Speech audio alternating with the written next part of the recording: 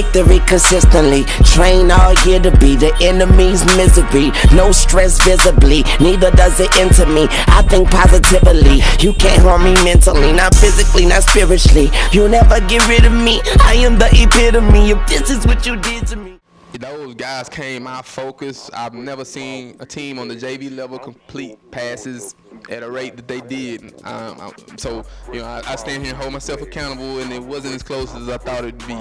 Were you surprised with the outcome? Did it turn out about like you thought it would? Yeah, if somebody would have told me on Wednesday night before the game, Coach, you're not going to rush but for about 60 yards, or, hey, Coach, you're going to throw for 4 times as many yards practically as you rush for.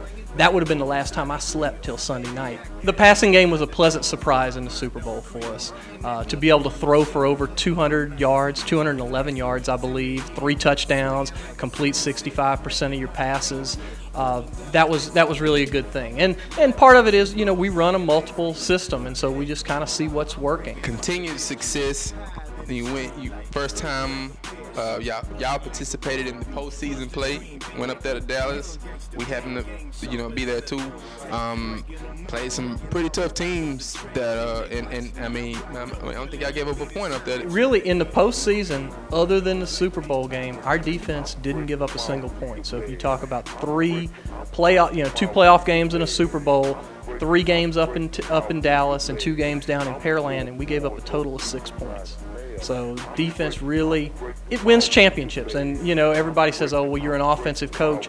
Yeah, but if you don't have that defense, you really don't have anything, because there's always going to be some game out there, whether it's cold, rainy, whatever. Maybe you're playing poorly, getting some penalties, stuff that puts your offense behind the chains.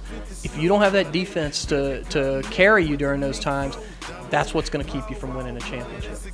This year, everything, clicked together. It was a well-oiled machine. Special teams was even dangerous, It all came together for you this year. Yeah, well, we had our kicker this year. We get him every other year. I've got to find me one for this year.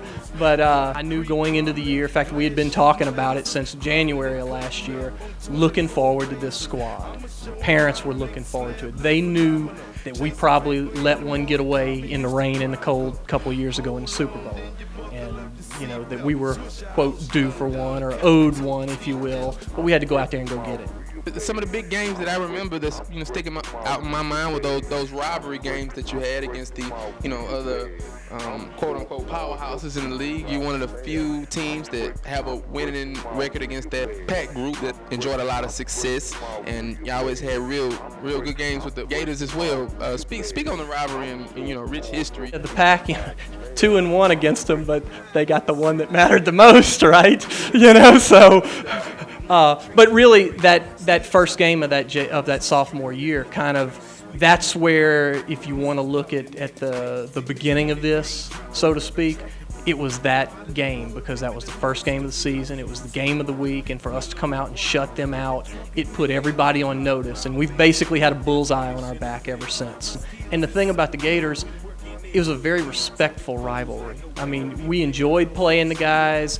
They were good guys. They were the type of guys that after the game you could go hang out in the parking lot with and just shoot the bull with. And so that's real rare, especially among competitive teams, doing that. He went way to Dallas and played them, but they were from right here in Houston, the West Side Saints from the Fort Bend League. What do you think about that team? It was a good challenge, and I think you always have one of those games somewhere, whether it's in your playoffs, whether it's in a tournament or something, one game where you're just not up to snuff and somebody's going to give you a run, and that's where you get a gut check. And, hey, give credit to our defense. They held them out and kept it 0-0, and we were finally able to punch it across.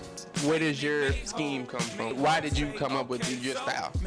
My goal is to, hey, look, even if we don't win another championship or anything, if we're teaching the kids something to help them down the road, where when they get to high school, it's not the first time they've seen 4 people in a pattern, or one back in the backfield, or quarterback out from under a shotgun. I didn't start playing Pee Wee ball till I was 10 years old. That was my first year of tackle. and we ran the wishbone. But I mean, that was also 30 years ago.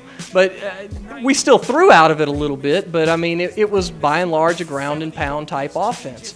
And even into high school, my coach was in the Louisiana High School Hall of Fame.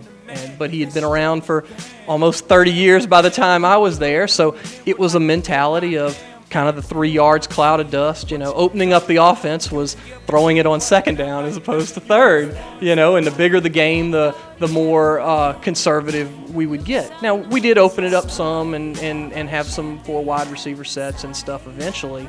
But, so I was brought up in a culture of run first, power football, a lot of what you're still seeing out here today. I hadn't been exposed to a lot of that before then, and I felt like, well, if I had seen something like that before, it wouldn't have been such a hard adjustment. So I'm trying to do that with the kids now, and while they're young, just like teaching a kid a foreign language, they always say start when they're young because their minds are sponges.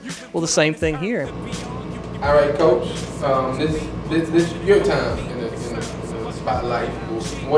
Anything you want to let them know about yourself, your team, your organization, your 66. My 60 seconds, huh? I'm just proud of the organization and how far we've come. Really proud of the boys and how they're just growing up to be good young men. We really try to stay on them about their grades and doing it in the classroom because, like we tell them, several of us were recruited for college. First place they go is not the athletic field house. It's the guidance counselor to get those transcripts. And so if you don't have it taken care of, they'll just turn around and leave. We try to keep a very family-type atmosphere. We have a lot of fun. Like I said, we may kick those boys in the butt sometimes, but we also make sure to pat them on the back when they're doing right. Well, we really, really appreciate you taking the time out of your day, Coach, to come hang out with us, and we also appreciate the Ravens for booking us this year and allowing us to capture your entire season. We really appreciate that opportunity. No, I really appreciate you having me out, Cale. It's always good to talk to you and good to see you. You guys at UVideo do a wonderful job, and we really appreciate all the work you do on behalf of the Ravens as well as other teams in the league. You've got a first-class product, and we like to think we have a first-class organization, and so I think we're a great match together. I agree with you, Coach. Well, that's it. That's another one in the books, and men lie, women lie, video don't.